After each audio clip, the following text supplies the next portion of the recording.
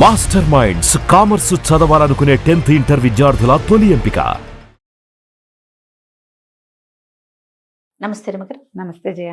రమగారు, రొటీన్గా కొన్ని పనులు చేస్తూ ఉంటాం మనం కదండి. ఆఫీసులకి వెళ్ళేవారు మార్నింగ్ లేవటం, పిల్లల్ని రెడీ చేసుకోవటం, వాళ్ళు రెడీ అవ్వటం, బాక్సులు పెట్టుకోవటం, ఆఫీస్కి వచ్చేయటం, మళ్ళీ ఇంటికి వెళ్ళటం, మళ్ళీ నైట్కి ఏం వండుకోవాలి, ఏం తినాలి, రేపటి బాక్సులు ఏంటి. లేదు, ఇంట్లో ఉండేవాళ్ళు ఉంటారు, పిల్లల్ని పెద్దవాళ్ళని అందరినీ పంపించేశాక ఖాళీగా ఉంటారు, కాస్త రిలాక్స్డ్గా. ఆ టైం ఒక్కొక్కసారి ఏమనిపిస్తుంది అంటే, ఖాళీగా ఉంటున్నా, నేను ఏదైనా ఒకటి చేస్తే బాగుండు అనే ఒక ఆలోచన వస్తుంది. ఇంకా ఆసమ్మ ఓసమ్మ అనుకుంటే కబుర్లు చెప్పుకోవటము, చుట్టాలకి ఫ్రెండ్స్కి కాస్త ఎంతసేపు మనం మాట్లాడుకుంటాం, ఎన్ని రోజులు మాట్లాడతాం. వాళ్ళకంటూ స్వతహాగా ఏదైనా ఒక వర్క్ ఉందనుకోండి, దాని మీద ఉంటారేమో బహుశా. బోర్ కొడుతుంది నిన్న అనే మాట వింటూ ఉంటాం కదా. అలాంటి వాళ్ళు టైంని ఎలా ఫిల్ చేసుకోవాలండి? ఈ బోర్ కొడుతోంది మాట పిల్లలు ఎక్కువగా చెప్తారు. కాసేపు నా బోర్ కొడుతోంది హాలిడే వచ్చిందంటే టార్చర్ రమ్మగారు. టార్చరే. ఇప్పుడు ఇండ్లలో ఉండే ఆడవాళ్లే కాదు జయ, వర్కింగ్ విమెన్ కూడా పిల్లలు పెద్దవాళ్ళు అయ్యేదాకా ఒక టఫ్ టాస్క్గా ఉంటుంది. ఎందుకంటే పిల్లల ఏర్పాట్లు చాలా ఉంటాయి కదా. వన్స్ వీళ్ళు ఏ కాలేజీలకో బయటికి వెళ్ళిపోయాక భార్య భర్త ఇద్దరే మిగులుతారు. అస్సలు ఆఫీస్ ఉన్నా కూడా ఇంటికి వచ్చేసరికి ఖాళీ ఇల్లు కరుస్తున్నట్టుంటుంది. బోరే. శనాదివారాలు బోరు, పండగ సెలవులు, ఒక్కొక్క రోజు పండగలు వస్తాయి చూడు, సింగిల్ డే సెలవులు, అప్పుడు చాలా బోరుగానే ఉంటుంది. ఇళ్లలో ఉండే వాళ్ళకి ఎలాగూ బోర్ ఉంటుంది. ఇది సహజంగా బోర్డమ్ అని జయించడం ఎలా అనే బేసిక్ క్వశ్చన్. అంతే అంతే, మీరు అన్నట్లుగా రమ్మగారు, ఇంట్లో ఉండేవారే కాదు, పిల్లలు హాస్టల్కి వెళ్ళిపోతారు ఒక వయసు వచ్చాక, లేకపోతే పెళ్ళిళ్ళ వెళ్ళిపోతారు, విదేశాలకు వెళ్ళిపోతారు, వీళ్ళిద్దరే మిగులుతారు.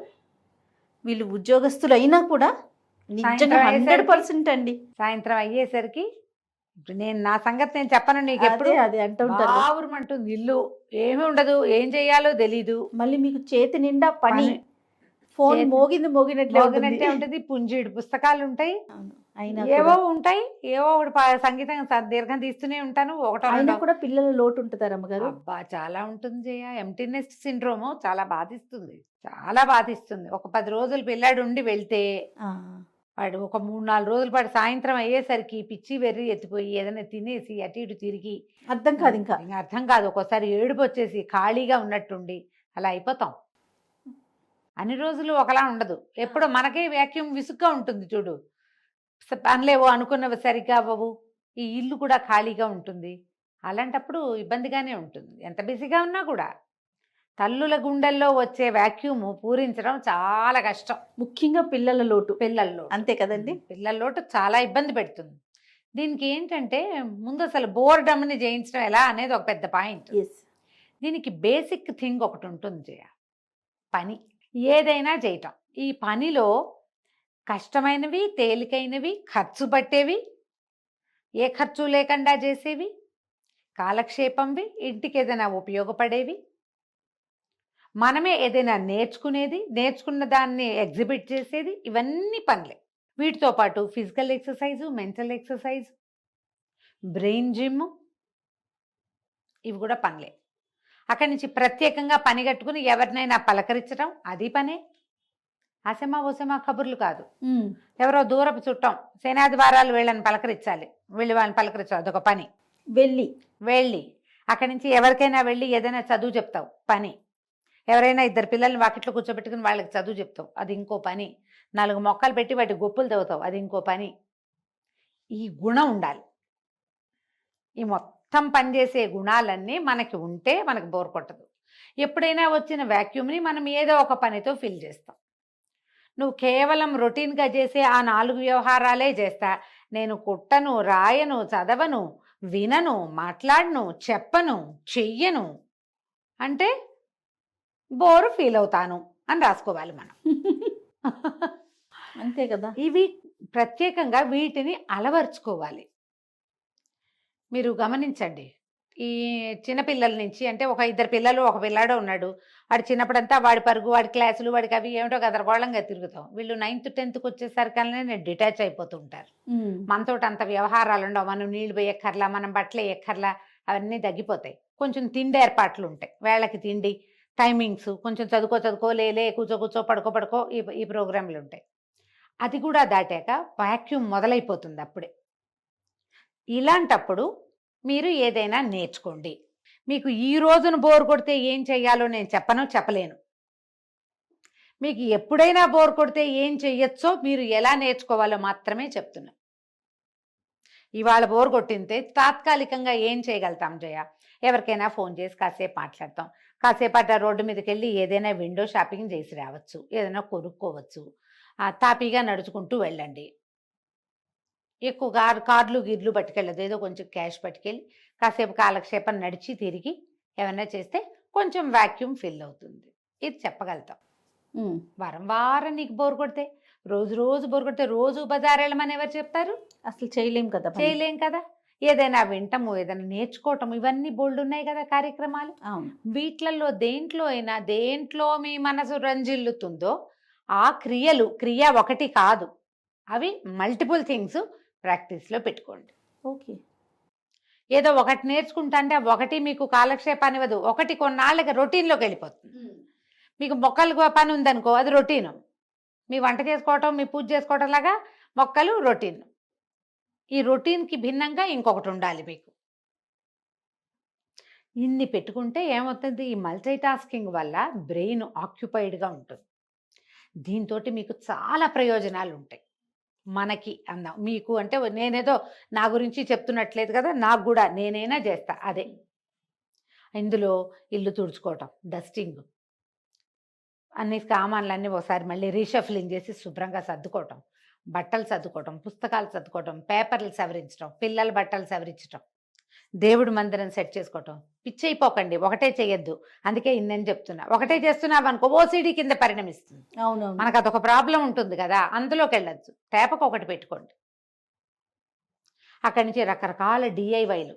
నేను ఎన్ని నూనెలు చేస్తాను జయ, నా సరదాకి నేను చాలా చేస్తా. క్యారెట్లు నూనె తోచింది అంటే చేసేస్తా. మందార నూనె చేసేస్తాను, ఏదో ఒక నూనె చేసుకుంటుంటే. ఇప్పుడు మల్లెపూలు వస్తున్నాయి కదా, సెంట్ చేద్దాం, మల్లెత్తరు చేద్దామని ఆలోచిస్తున్నా. నిన్న మొన్న మా పెరట్లో చిట్టి పువ్వులు 1-2 పూస్తున్నాయి. ఇవాళ మా కింద జ్ఞానశ్రీ ఇన్ని పువ్వులు పట్టుకొచ్చింది. పువ్వులు కట్టి దేవుడి దగ్గర పెట్టాక వంట చేస్తున్న చేతులు అదే వాసన వస్తున్నాయి జయ. మల్లెపూల వాసన వదల్లా అసలు. అనిపించింది మల్లెత్తరు చేసుకుంటే ఎలా ఉంటుంది. నేను రోజు వాటర్ అవి చేసుకుంటాను. అవును అవును రమ్మగారు, మీరు ఇది మాట అంటే గుర్తొచ్చింది. మీరు ఒకసారి క్యారెట్ తో కొబ్బరి నూనె ఫేస్ ఆయిల్ చేశారు, గుర్తుందా? అది ఇప్పుడు ఎంత ట్రెండింగ్ లో ఉందో తెలుసా రమ్మగారు? మీరు ఎప్పుడు అనగా చేశారు? దాదాపు 2.5 సంవత్సరాలు అవుతోంది కదా. మనం యాక్చువల్ గా క్యారెట్ ఆయిల్ 3 ఏళ్ల క్రితం చెప్పాం, 2 ఏళ్ల క్రితం చేశారు కదా. ఇప్పుడు ట్రెండింగ్ ఖుష్బూ గారు వాడారట.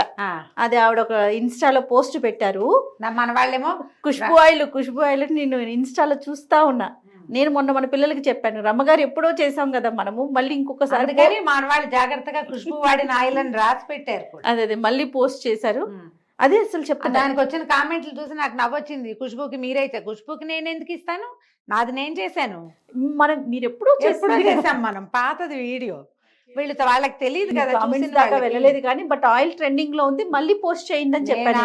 ఆయిల్ వీడియో చూసి ఓర్ని భలే వేశారే అని అనుకుని నా ప్రతి పేరు నా ఖుష్బూ గారి వ్యవహారం నాకు తెలీదు. నేను ఆవిడని ఎప్పుడు ఫాలో అవ్వలేదు. నేను ఆ వీడియో మెసేజ్లు చూసి అనుకున్నాను, ఓర్ నాయన ఎప్పుడో చేసాము, ఇది చేశారు. అవును, నేను అదే అనుకున్నాను. లేటెస్ట్ కాదు, కిచెన్ స్టార్ట్ చేసిన మొదటి సంవత్సరం చేసాం. అవును, ఇప్పుడు ఏంటి అత్తరు చేయబోతున్నారా? అత్తరు చేయబోతున్నా, చేసుకోవాలి, మళ్ళీ అత్తరు చేద్దామని అనుకుంటున్నా. ప్రాసెస్ తెలుసా రమ్మగారు?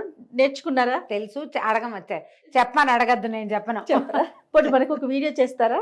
కష్టం, టైం పడుతుంది. అది డేస్ వైజ్గా తాపీగా చేయాలి, టైం పడుతుంది. నిదానంగా చేసుకుంటే, మన పెరట్లో పువ్వులు ఉన్నాయనుకో, కాసిన పూలతో రోజు కొద్దిగా అట్లా తీసి పక్కకు పెట్టుకుంటే ఒక 10 రోజులకి ఆ పువ్వులు అయ్యే లోపల అన్నాలకంతా తయారవుతుంది. వాసన బాగుంటుంది, ఏదైనా చేద్దాం అనిపిస్తుంది. మీరు ఏదైనా ఇలాంటిది పెట్టుకోండి, దాంట్లో మీరు ఎన్ని రకాలు నేర్చుకోవచ్చు. ఇవాళ ఎంత మనకు అందుబాటులో ఉన్నాయి కదా. పైగా ఈ డిఐవైలు అన్నీ కూడా మీకు ప్లస్ అవుతాయి. మీరు దాన్ని వ్యాపారంగా మలుచుకోవచ్చు, దాన్ని బిజినెస్ చేసుకోవచ్చు, ఎన్ని రకాలు చేయొచ్చు. మీరు ఆలోచించండి, యూట్యూబర్లు ఎంతమందో, మామూలుగా యూట్యూబ్లో వీడియోలు స్టార్ట్ చేసి బిజినెస్లోకి దిగిన వాళ్ళని ఎంతమందిని చూస్తున్నాం. సక్సెస్ఫుల్ బిజినెస్ విమెన్గా ఉన్నారు. అంత పెద్దది కాబట్టి కొంచెం చిన్నది చేసుకుందాము, మన ఇంటి ఖర్చులు గడిచిపోయినా మనకు చాలుగా, శుభ్రంగా. మీకు బోర్ ఎక్కడుంది అప్పుడు? టైం చాలదు, టైం సరిపోదు. ఈ బోర్డమ్మని జయించడానికి మీరు ఏదైనా పెట్టుకోండి, ఎనీథింగ్. ఏదైనా చెయ్యటం అనేది మాత్రం లోపల ఉండాలి. కూర్చుని నన్ను ఎవరైనా రంజింపజేయాలని పాటను కూడా అనుకోకండమ్మా. అవన్నీ ఆ బరువులు మీ నడువులోకి పొట్టలోకి వస్తాయి. లావెక్కిపోతారు మనుషులు. దానివల్ల ఆరోగ్యం ఉండదు. మీరు ఇలా యాక్టివ్గా ఉంటే మనకేంటంటే ఈ మధ్యకాలంలో అందరూ డిమెన్షియా, అల్జైమర్స్ వాటి బారిన పడుతున్నారు. అవును. ఈ సమస్యలు రాకుండా ఉంటాయి. మొనాటని ఎప్పుడు ఒకేలా ఉండటము, ఏ కొత్తదనము లేకపోవటము, ఒంటరితనము, మాట్లాడడానికి మనుషులు లేకపోవటము, ఎవరు లేరో నాకు అన్న దిగులు, ఈ ఎంటీ నెస్ట్ సిండ్రోము, ఇవన్నీ కలిసి మిమ్మల్ని పిచ్చి వైపుకి లాక్కెళ్తాయి. పిచ్చి అయిపోం, ఆ దారికి వెళ్ళిపోతాం. సుఖమేది, సంతోషమేది. అంతే. ఉన్నన్నాళ్ళు మనం హ్యాపీగా ఉండాలి. పిల్లలు మనతో ఉన్నా హ్యాపీగా ఉండాలి, పిల్లలు లేకపోయినా హ్యాపీగా ఉండాలి. అసలు మనతో మనం హ్యాపీగా ఉండడం ఎలా అనేది ప్రాక్టీస్ చేయండి. దానికి మీరు ఏం నేర్చుకున్నా, ఏం చేసినా మంచిదే. ఓకే. కానీ చెయ్యడం అనేది మాత్రం మానద్దు. మీరు ఏదైనా చేస్తూ ఉంటే అంతగా బాధించదు, బోరు. అప్పుడప్పుడు కాస్త ఇబ్బందిగా ఉంటుంది. అలాంటప్పుడు ఏముంది, గాల్లోకి నడుచుకుంటూ వెళ్ళిపోండి, బయటికి వెళ్ళండి, ఓ గుడిలోకి వెళ్ళరండి. రోజు అదే పనిగా గుడిపిచ్చే పెట్టుకోవద్దు. కొన్నిసార్లు గుడికి వెళ్ళండి, ఓసారి బజార్ వెళ్ళండి, ఫ్లవర్ మార్కెట్కి వెళ్ళండి. దూరం బేగం బజార్, మనకైతే బేగం బజార్లు అవి ఉన్నాయి, ఎంత కాలక్షేపం అయిపోతుందో. ఇది వరకైతే నేను మాల్స్కి వెళ్ళేదాన్ని జయ, ఇప్పుడు మా బయటికి వెళ్ళే పరిస్థితి పోయింది. కానీ నేను దాన్ని కోల్పోయా. ఎక్కడికైనా వెళ్తే అసలు నన్ను గుళ్ళోకి వెళ్తే దేవుణ్ణి కూడా సరాసరి చూడనివ్వటంలా, అదో పెద్ద సమస్యగా ఉంటుంది. అందుకని నేను ఇవన్నీ పోగొట్టుకున్నాను. కొత్త ఊరు, ఏదైనా ఊరు వెళ్తే మాత్రం నేను అసలు రూమ్లో పడుకోవడం ఇష్టమే ఉండదు జయ. నాకు తిరగాలనిపిస్తుంది. పిచ్చిగా తిరుగుతాం మేము, అటు ఇటు బాగా తిరిగేసి కాళ్ళు పీక్కొచ్చేదాకా తిరిగి అప్పుడు వెళ్ళి పడుకున్నాం. ఇక్కడ అవకాశం లేదు కాబట్టి మీరు ఇది ప్రాక్టీస్ చేస్తే బోరు అస్సలు ఉండదు. అదంటే ఏమిటి అని అడుగుతారు మీరు. నిన్న మొన్న అనుకుంటాను, నేను కీర్తి లంచ్కి వెళ్తున్నాం రమ్మగారు అని చెప్పాను. టెర్రస్ గార్డెనర్ రాజకుమారి గారి ఇల్లు ఒకటి నేను చేసి వచ్చాను ఇక్కడ మన శ్రీనగర్ కాలనీలో. ఆవిడే ఇన్వైట్ చేశారు మమ్మల్ని, తర్వాత మన టీవీ5 కళ్యాణి గారిని, వీళ్ళంతా గార్డెనర్ ఫ్రెండ్స్ అనమాట. టెర్రస్ గార్డెన్ చేసేవాళ్ళు ఒక గ్రూప్ పెట్టుకున్నారు. ఇట్లా మమ్మల్ని కూడా ఇన్వైట్ చేస్తే వెళ్ళాం. అంతా మీ ఏజ్ ఒక 5 ఏళ్ళు అటు ఇటుగా, పెద్దవారు కానీ చిన్నవారు కానీ. ఒక్కరు కూడా ఖాళీగా లేరు రమ్మగారు. టెర్రస్ గార్డెన్ రన్ చేసుకుంటున్నారు కొంతమంది, అట్లా కాలక్షేపం. పికిల్స్ పట్టుకుంటున్నారు, రియల్ ఎస్టేట్ బిజినెస్ చేస్తున్నారు, తర్వాత పర్ల్స్ కానీ ఆర్నమెంట్స్ సేల్ కానీ ఇలాంటి. అంటే ఒక 4-5గురితో మాట్లాడా, 4-5 కూడా ఇట్లాగే పిల్లలు చదువులు అయిపోయి సెటిల్ అయిపోయిన పిల్లలు. వాళ్ళు మాత్రం ఎవ్వరు ఖాళీగా లేరండి. ఎవరి అసలు ఎంత నాకు భలే హ్యాపీగా అనిపించింది. యాక్టివ్గా ఉన్నారు రమ్మగారు, యాక్టివ్గా ఉంటారు. సొంత ఖర్చులు వెళ్ళిపోతాయి, మన కాళ్ళ మీద మనం నిలబడుతున్నామని ఉంటుంది. ఆత్మనిర్భరత అంటారు చూడు, అది ఉంటుంది. హ్యాపీగా ఉంటారు, బ్లిస్ఫుల్ గా, నలుగురితోటి మాట్లాడతాము, హ్యూమన్ రిలేషన్స్ బాగుంటాయి. చక్కగా కావాలనుకున్నప్పుడు ఇట్లా గుంపు అంతా కలుస్తున్నారు, ఏదో లంచ్ డిన్నర్ అరేంజ్ చేసుకుంటున్నారు, కష్ట సుఖాలు మాట్లాడుకుంటున్నారు. చాలా హ్యాపీగా అనిపించింది వాళ్ళని చూసినప్పుడు. అట్లా టైం చూడండి ఎట్లా స్పెండ్ చేస్తున్నారు అనేది. మరి మనం యువతరులలో చూసి నేర్చుకోవాల్సింది అదే కదా. అంతే కదా. ఆలోచించండి, ముందు రకరకాల పనులు చేయటం ఎలా అనేది ప్రాక్టీస్ చేయండి. తప్పకుండా రమ్మగారు. నమస్తే. నమస్తే.